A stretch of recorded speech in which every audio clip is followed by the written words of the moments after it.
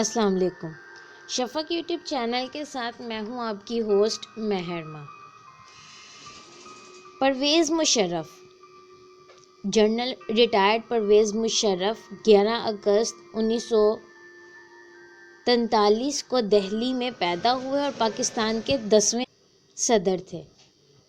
مشرف نے 12 اکتوبر 1999 کو بطور رئیس عسکریہ ملک میں فوجی قانون نافذ کرنے کے بعد وزیر اعظم نواز شریف کو جبراً معزول کر دیا اور پھر 20 جون 2001 کو ایک صدارتی استصواب رائے کے ذریعے صدر کا عہدہ اختیار کیا، جس سے قبل آپ ملک کے چیف ایگزیکٹو کہلاتے تھے۔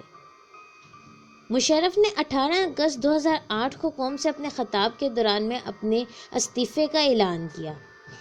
انہوں نے متواتر آئین کے کئی خلاف ورزیاں کی اور اعلان اس کو مانا۔ 17 دسمبر 2019 کو پاکستانی خصوصی عدالت نے ان پر غداری کے الزامات کے تحت انہیں سزائے موت سنا دی۔ لیکن اگر ان کی زندگی پر نظر دہرائیں تو معلوم ہوتا ہے کہ جنرل پرویز مشرف نے بھارت کے ساتھ ہونے والی دونوں جنگوں یعنی پاک بھارت جنگ 1965 اور پاک انڈیا جنگ 1971 میں حصہ لیا اور کئی فوجی اعزازات حاصل کیے۔ یعنی پرویز مشرف کے سینئر آفیسر اور استاد جنرل حمید گل کا کہنا ہے کہ مشرف ان دونوں جنگوں میں سے کسی میں بھی شریک نہیں تھے۔ حقیقت کیا ہے یہ ہم اور آپ جیسی عوام کو قطعاً معلوم نہیں۔ اقتدار پر قبضہ۔ جب 12 اکتوبر 1999 میں نواز شریف نے جنرل پرویز مشرف کو معطل کر کے ISI کے سربراہ جنرل خواجہ ضیاء الدین کو نیا آرمی چیف مقرر کرنا چاہا تو اس وقت جنرل پرویز مشرف ملک سے باہر سری لنکا میں سرکاری دورے پر گئے ہوئے تھے اور ملک واپس آنے کے لیے ایک کمرشل طیارے پر سوار تھے۔ تب فوجی کے اعلیٰ افسران نے ان کی برطرفی کو مسترد کر دیا اور بغاوت کر دی جو پہلے سے ہی طے شدہ تھا۔ وطن پہنچ کر جنرل پرویز مشرف نے اقتدار سنبھالا اور اسلامی جمہوریہ پاکستان کے وزیر اعظم میاں محمد نواز شریف کی منتخب جمہوری حکومت کو معزول کر دیا اور ان کے خلاف ایک کیس تیار کیا گیا۔ ملک میں ایمرجنسی نافذ کر دی گئی اور 3 سالوں میں الیکشن کروانے کا وعدہ کیا۔ بعض کے مطابق یہ پلان پہلے سے ہی بنا ہوا تھا اور یہی وجہ تھی کہ مشرف کو معطل کیا جا رہا تھا۔ 11 ستمبر 2001 میں امریکی ورلڈ ٹریڈ سینٹر پر حملوں کے بعد 13 ستمبر 2001 کو پاکستان میں امریکی سفیر ونڈی چیمبرلین کے ذریعے پرویز مشرف کے سامنے واشنگٹن نے 7 مطالبات رکھے جنہیں پرویز مشرف نے فوری طور پر تسلیم کر لیا اور امریکی جنگ میں پاکستان باقاعدہ طور پر شامل ہو گیا۔ راتوں رات 3 دہائیوں پر مشتمل افغان پالیسی ترتیب دی گئی اور مکمل طور پر تبدیل بھی کر دی گئی۔ اس جنگ کے دوران میں پرویز مشرف نے امریکی ہدایات پر 689 افراد کو گرفتار کیا جس میں سے 368 افراد بشمول خواتین کو امریکہ کے حوالے کیا گیا۔ جنرل مشرف اپنی یادداشت پر مبنی کتاب ان دا لائن آف فیئر میں اعتراف کرتے ہیں کہ ہم نے ان افراد کی عوض امریکہ سے کئی ملین ڈالرز کے انعام وصول کیے۔ یہ جملہ انہوں نے بعد ازاں اردو ترجمے سے حذف کر دیا۔ پرویز مشرف کے گرفتار اور امریکہ کے حوالے کیے جانے والے افراد میں اکثریت ان عام افراد کی تھی جو افغانستان میں تعلیمی اور فلاحی یا نجی کاموں سے گئے تھے جن کو امریکہ نے گوانتانامو بے میں کئی برس تک بدترین تشدد کا نشانہ بنانے کے بعد بالآخر رہا کر دیا۔ 20 مئی 2000 میں عدالت عظمیٰ پاکستان نے جنرل پرویز مشرف کو حکم دیا کہ وہ اکتوبر 2002 تک انتخابات کروائیں۔ اپنے اقتدار کو طول دینے اور محفوظ کرنے کی غرض سے انہوں نے 13 اپریل 2002 میں ایک صدارتی ریفرنڈم کروایا جس کے مطابق 98% عوام نے انہیں آئندہ 5 سالوں کے لیے صدر منتخب کر لیا۔ البتہ اس ریفرنڈم کو سیاسی جماعتوں کی اکثریت نے مسترد کر دیا اور اس کا بائیکاٹ کیا۔ جنرل پرویز مشرف نے اپنے اقتدار کے راستے میں آنے والے بہت سے عہدیداروں کو بھی ہٹایا، جن میں عدالت عظمیٰ کے منصفین حضرات اور بلوچستان پوسٹ کے ایڈیٹر بھی شامل ہیں۔ اکتوبر 2002 میں ہونے والے عام انتخابات میں پاکستان مسلم لیگ نے قومی اسمبلی کی اکثریت سیٹیں جیت لیں۔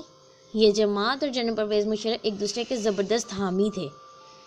دسمبر 2003 میں جنرل پرویز مشرف نے متحدہ مجلس عمل کے ساتھ معاہدہ کیا کہ وہ دسمبر 2004 تک وردی اتار دیں گے، لیکن انہوں نے اپنے اس وعدے کو پورا نہ کیا۔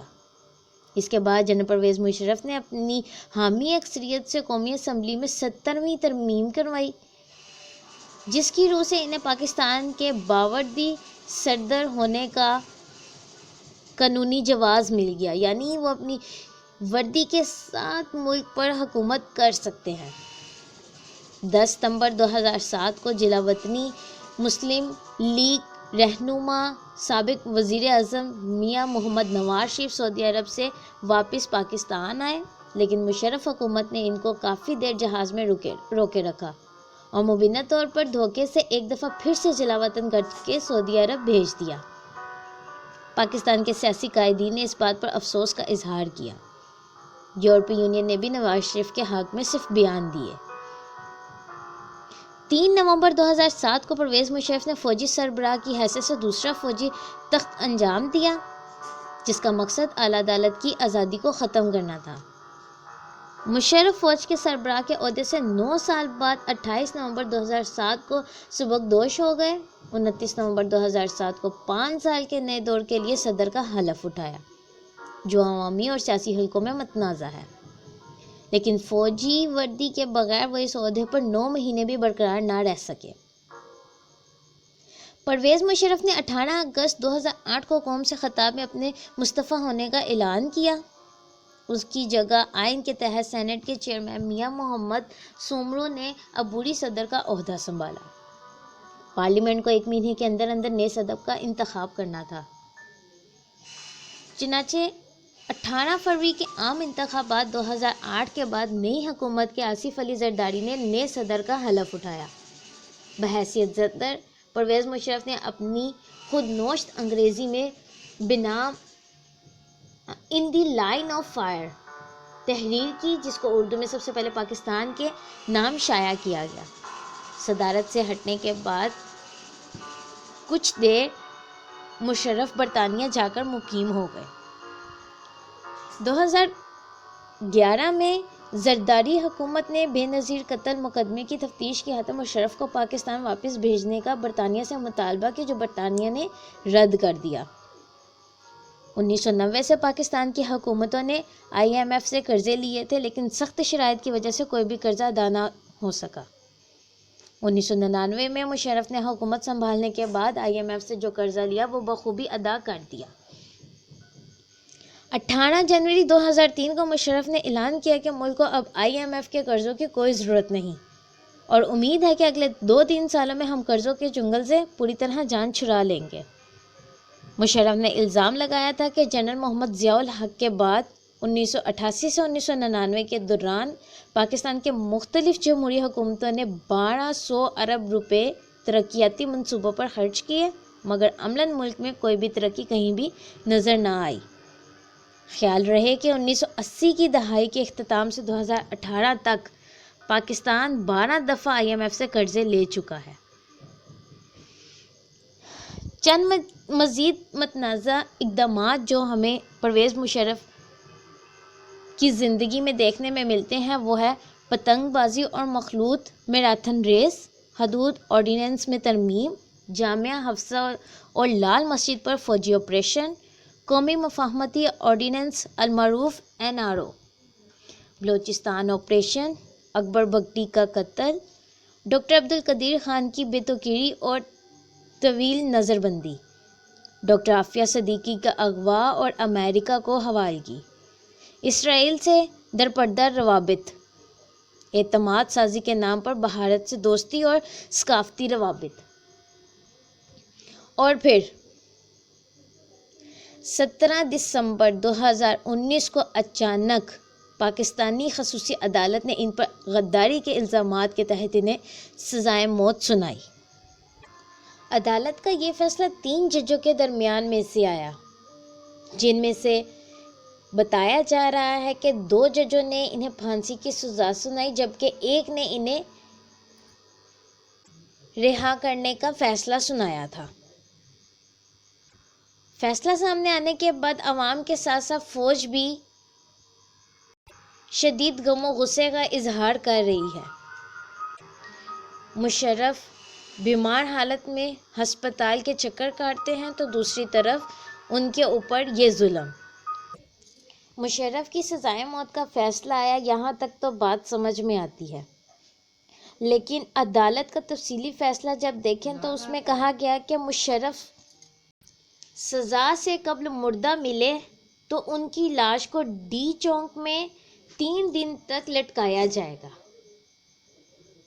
خصوصی عدالت نے پرویز مشرف کی سزائے موت کا 169 صفحات پر مشتمل تفصیلی فیصلہ جاری کیا تھا اور اس میں حکم دیا گیا تھا کہ پرویز مشرف کو آئین توڑنے کے 5 جرائم میں 5 مرتبہ سزائے موت دی جائے۔ اگر وہ مردہ حالت میں ملے تو ان کی لاش کو ڈی چوک اسلام آباد میں گھسیٹا جائے اور 3 دن تک لٹکائی جائے۔ اسلام آباد میں جسٹس وقار احمد سیٹھ کی سربراہی میں جسٹس شاہد فضل کریم اور جسٹس نذیر محمد پر مشتمل 3 رکنی خصوصی عدالت نے سابق صدر پرویز مشرف کو سنگین غداری کیس میں سزائے موت کا تفصیلی فیصلہ جاری کر دیا۔ فیصلہ آنے کے بعد ترجمان پاک فوج میجر جنرل آصف غفور نے کہا کہ پرویز مشرف کیس کے تفصیلی فیصلے کے الفاظ انسانیت، مذہب، تہذیب اور کسی بھی اقتدار سے بالاتر ہیں۔ فیصلے سے وہ خدشات درست ثابت ہو گئے جن کا پہلے اظہار کیا گیا تھا۔ پاک فوج کے ترجمان میجر جنرل آصف غفور نے پریس کانفرنس کرتے ہوئے بتایا کہ پرویز مشرف کے حوالے سے کچھ دیر پہلے آرمی چیف وزیر اعظم سے تفصیلی بات ہوئی ہے، یعنی آرمی چیف کی وزیر اعظم سے تفصیلی بات ہوئی جس میں پرویز مشرف کیس کے تفصیلی فیصلے سے وہ خدشات درست ثابت ہو گئے جن کا پہلے اظہار کیا تھا۔ یہ فیصلہ اور بالخصوص اس میں استعمال کیے گئے الفاظ انسانیت، مذہب، تہذیب اور کسی بھی اقدار سے بالاتر ہیں۔ میجر جنرل آصف غفور نے یہ بھی کہا کہ فوج اور حکومت پچھلے چند برس سے ملک کو اس طرف لے جانا چاہتی ہے جہاں خطرات ختم ہوئے۔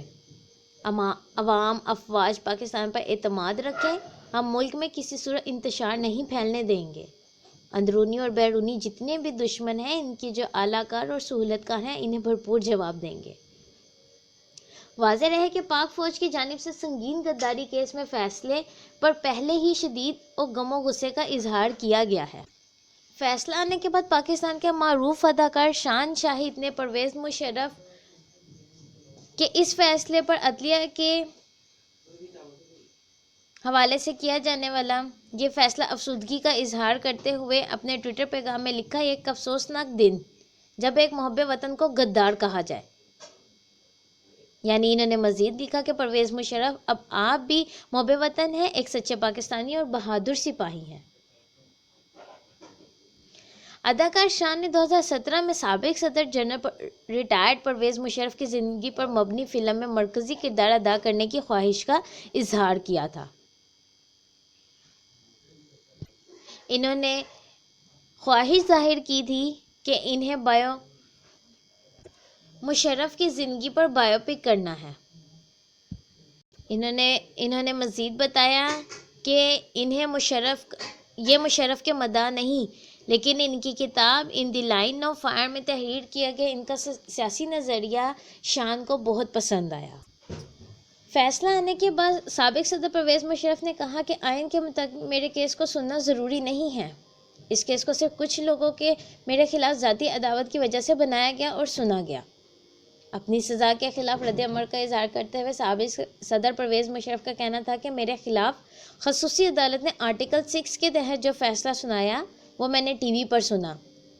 ایسے فیصلے کی پہلے کوئی مثال نہیں ملتی جس میں ڈیفینڈنٹ کو اور نہ اس کے وکیل کو اجازت ملی ہو کہ وہ اپنے دفاع میں بات کر سکے۔ پرویز مشرف کا کہنا تھا کہ یہاں اگر کوئی اسپیشل کمیشن ہو تو اسے بیان دینے کے لیے تیار ہوں، وہ یہاں آئے اور میرا بیان لے لیں، لیکن اس کو نظر انداز کیا گیا۔ میں اس فیصلے کو مشکوک اس لیے کہتا ہوں کہ قانون کی بالادستی کو اس کی سنوائی میں شروع سے لے کر آخر تک خیال نہیں رکھا گیا۔ سابق صدر نے کہا کہ میں یہ بھی کہوں گا کہ آئین کے مطابق اس کیس کو سننا ضروری نہیں، اس کو صرف کچھ لوگوں کی بھی خلاف ذاتی عداوت کی وجہ سے ٹیک اپ کیا گیا اور سنا گیا۔ اس میں فرد واحد کو ہدف بنایا گیا اور ان لوگوں نے ٹارگٹ کیا جو اونچے عہدوں پر فائز تھے اور اپنے عہدے کا غلط استعمال کرتے ہیں۔ قانون کا مایوس کن استعمال، فرد واحد کو نشانہ بنانا اور واقعات کا اپنی منشا کے مطابق چناؤ کرنا یہ ظاہر کرتا ہے کہ یہ لوگ کیا چاہتے ہیں۔ پرویز مشرف کا کہنا ہے کہ میں پاکستانی عدلیہ کا بہت احترام کرتا ہوں۔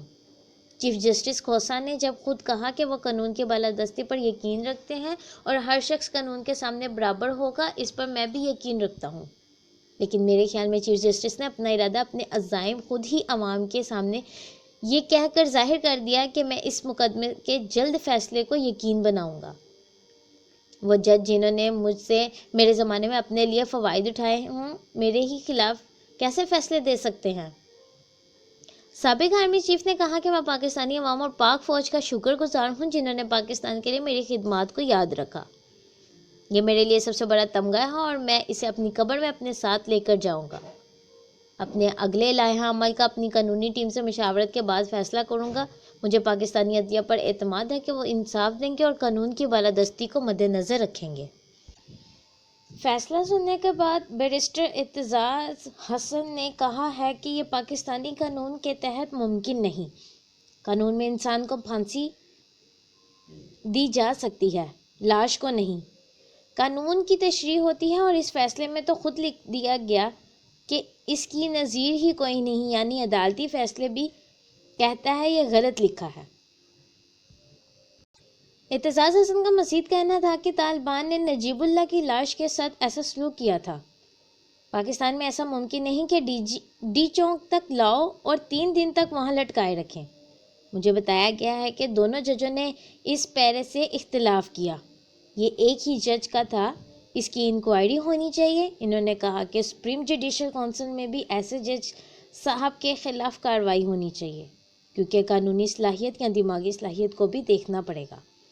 اس طرح کے جج پاکستانی سسٹم میں موزوں نہیں۔ اپیل کے بارے میں سوال کے جواب میں اعتزاز حسن کا کہنا تھا کہ اپیل تو دور کی بات، ججوں کو اس پر سوموٹو لینا چاہیے۔ یہ فیصلہ مؤثر ہو چکا ہے، لیکن اپیل میں شاید اسے برقرار نہیں رکھ سکیں گے۔ فیصلہ آنے کے بعد حکومت کی طرف اگر نظر دوڑائی جائے تو سننے میں آیا ہے کہ وزیر قانون بیرسٹر فروغ نسیم نے کہا کہ جسٹس وقار سیٹھ مینٹلی انفٹ ہے، انہیں کام کرنے سے فوری روک دیا جائے۔ معاونین خصوصی فردوس عاشق ایوان اور شہزاد اکبر کے ہمراہ پریس کانفرنس کرتے ہوئے وزیر قانون فروغ نسیم کا کہنا تھا کہ سابق صدر پرویز مشرف سے متعلق خصوصی عدالت کا تفصیلی فیصلہ آیا، جس میں کہا گیا ہے کہ قانون نافذ کرنے والے اگر پرویز مشرف کو گرفتار نہ کر سکیں تو ان کی لاش کو 3 دن تک ڈی جی چوک میں لٹکایا جائے۔ وفاقی وزیر کا کہنا تھا کہ سر عام پھانسی کی انسانی اور مذہب میں کوئی گنجائش نہیں اور کسی جج کو لاش لٹکانے کا فیصلہ دینے کا کوئی اختیار نہیں۔ جج وقار سیٹھ نے بہت غلط آبزرویشن دی ہے۔ جسٹس وقار سیٹھ مینٹلی انفٹ ہے، انہیں کام کرنے سے روک دیا جائے۔ معاون خصوصی احتساب شہزاد اکبر کا کہنا تھا کہ اداروں نے بھی قانون کی پاسداری کا حلف اٹھایا ہے، لیکن پرویز مشرف کیس کے تفصیلی فیصلے کے پیرا 66 میں تمام قانون کو بالائے طاق رکھ دیا گیا۔ آج کا تفصیلی فیصلہ پڑھنے کے بعد بحیثیت قانون کے طالب علم میرا سر شرم سے جھک گیا اور بالخصوص پیرا 66 پوری دنیا میں شرمندگی کا باعث ہے۔ شہزاد اکبر کا کہنا تھا کہ فیصلے کے آخری محرکات کو دیکھنے کی اشد ضرورت ہے۔ کن قواعد و قانون کے تحت یہ آبزرویشن دی گئی اور فیصلے میں یہ دیکھنے کی ضرورت ہے کہ 4 سطری پیراگراف کہاں سے آیا۔ ہمارا اعتراض یہ ہے کہ کیا غداری صرف ایک بندے نے کی؟ ہم اور لوگوں کو بھی اس کیس میں لانا چاہتے ہیں۔ معاون خصوصی احتساب نے کہا کہ جسٹس وقار سیٹھ کے ہاتھوں اور بھی بہت سارے بے گناہ لوگوں کی زندگیاں ہیں۔ فیصلے سے کیس کو خراب کر کے کچھ لوگوں کو فائدہ دیا گیا۔ اس طرح کا فیصلہ عدلیہ پر خودکش حملہ اور شرعی قوانین و بین الاقوامی قوانین کی بھی خلاف ورزی ہے۔ وفاقی حکومت کو تفصیلی فیصلے سے بھی اور بھی تحفظات ہیں اور ان کی خلاف اپیل بھی کریں۔ ان دا اینڈ، مشرف کی تمام تر زندگی کا جائزہ لیتے ہوئے اس فیصلے کا آنا کسی طول بھی جائز نہیں۔ ایک ایسا شخص جو پہلے army general retired Pervez Musharraf and then صدر پاکستان، سابق صدر پاکستان، اور پھر ان کے حق میں یہ فیصلہ کہ انہیں سزائے موت دی جائے، اور اگر اس سے پہلے انہیں موت آ جاتی ہے تو 3 دن تک ڈی جی چوک میں ان کی لاش کو لٹکانا، کہاں کا انصاف ہے؟ اب دیکھنا یہ ہے کہ اپیل دائر ہوتی ہے یا نہیں، مشرف کے فیصلے میں کوئی رد و بدل آتا ہے یا نہیں، حکومت اس کے اوپر کیا نظر ثانی کرتی ہے، یہ بھی پتہ چلنا باقی ہے۔ مزید تفصیل سننے کے لیے ہمارے چینل کو لائک اور سبسکرائب کرنا ہرگز مت بھولیں۔ شکریہ۔